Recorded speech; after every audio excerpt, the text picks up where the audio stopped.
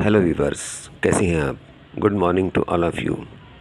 आज ग्रामर का second part मैं शुरू कर रहा हूँ।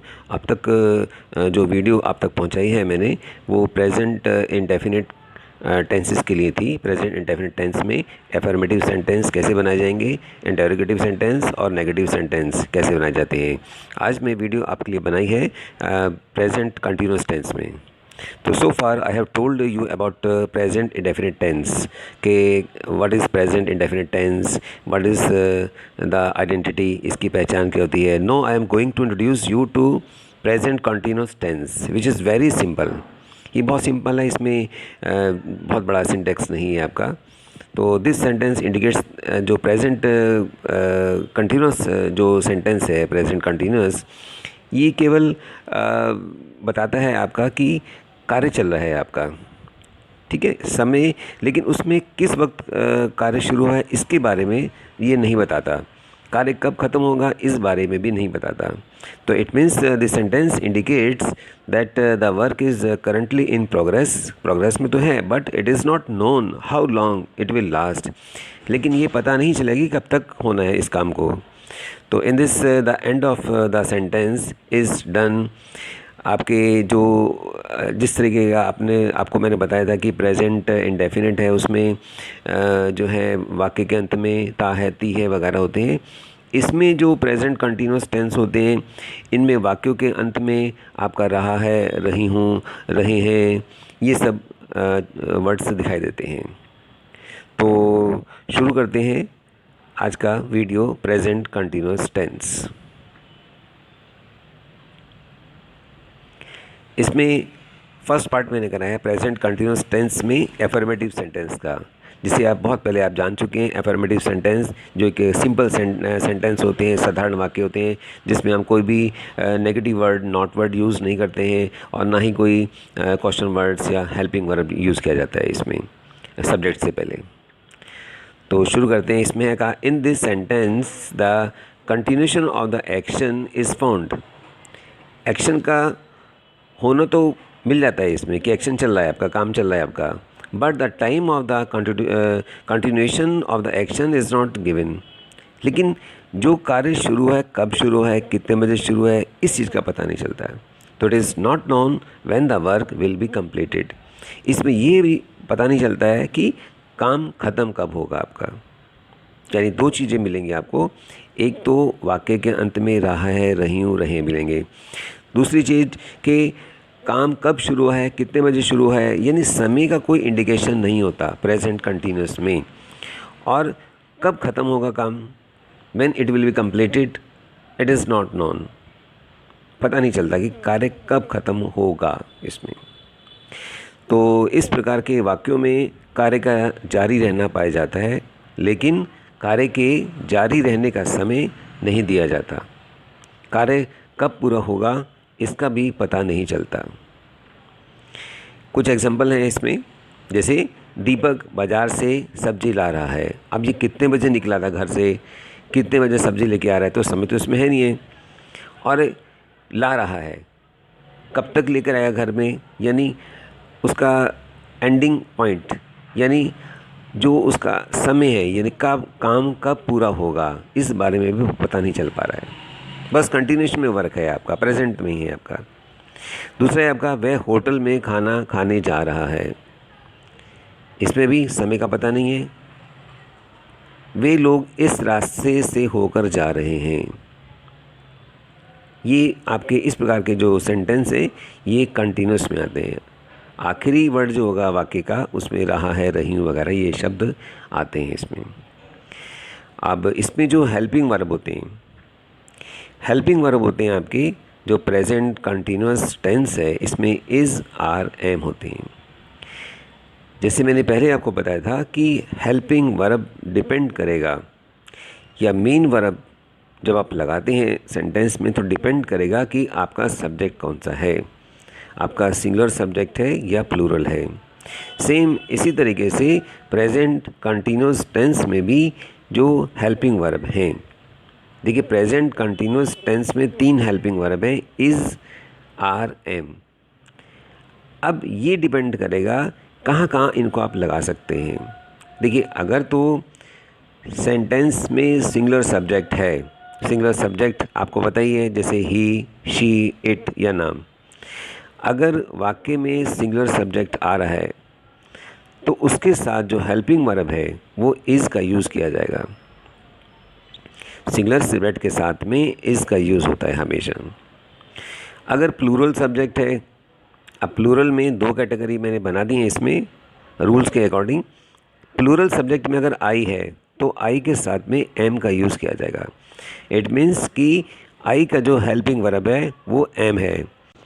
दूसरा हम देखते हैं इसके जो वाक्य होते हैं प्रेजेंट कंटिन्यूस टेंस में, इसके लास्ट में जो आते हैं वर्ड्स रहा है, रही हूँ, रहे हैं, ये सभी वर्ड्स आप देख सकते हैं अगर प्रेजेंट कंटिन्यूस टेंस है तो।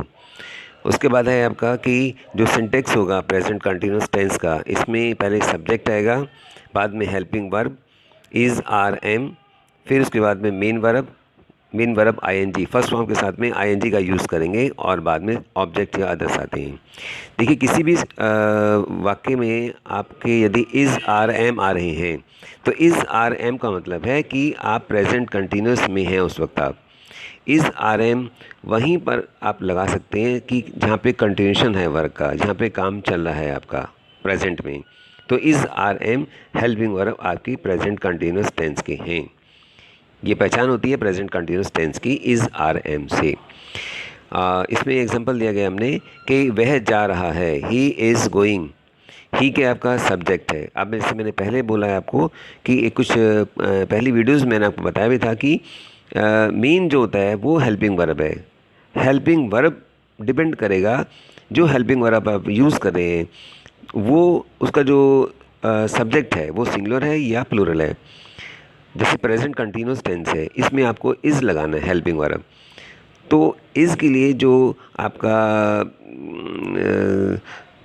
सब्जेक्ट होगा वो आपका सिंगुलर होगा। आपका सिंगुलर सब्जेक्ट में जैसे मैंने एक चार्ट भी बनाया था पीछे सिंगुलर सब्जेक्ट में, जैसे आपके ही, शी, इट, नेम, इनके साथ में इज़ का यूज़ किया जाएगा।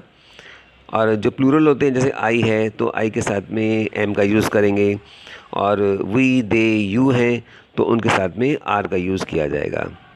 तो ये आप देख सकते हैं।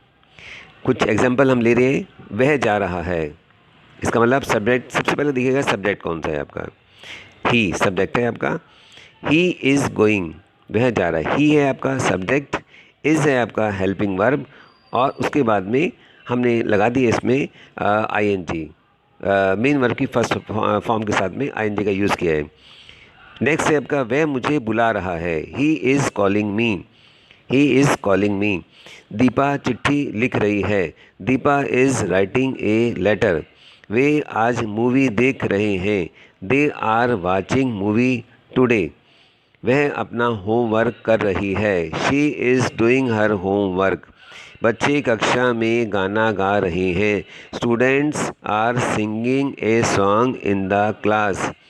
वह मेरी तरफ देख रहा है, ही इज़ लुकिंग एट मी। लड़कियां किताब पढ़ रही हैं, the girls are reading a book.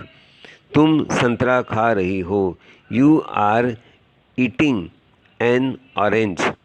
इसमें हमने देखा कि in this type of sentences में फर्स्ट वी पुट सब्जेक्ट, पहले आप सब्जेक्ट लाएंगे, then after we put helping verb, उसके बाद में helping verb, then after that we put main verb with ING. Main verb के साथ में आप आईएनजी का यूज़ करेंगे जो फर्स्ट फॉर्म होने चाहिए। लेकिन अब तक जो हमने प्रेजेंट इंडेफिनिट के बारे में किया है, whereas on the other side, on the other hand we used to apply subject first and after that first form of main verb in affirmative sentence में। प्रेजेंट इंडेफिनिट टेंस में हम क्या करते थे, इसमें पहले हम सब्जेक्ट लगाते थे, उसके बाद में मेन वर्ब, और मेन वर्ब के साथ में केवल एस या ई एस, वो डिपेंड करता था कि आपका सब्जेक्ट कौन सा है, सिंगुलर है या प्लूरल है आपका। प्रेजेंट इंडेफिनिट में कभी भी हेल्पिंग वर्ब का यूज़ नहीं किया जाता।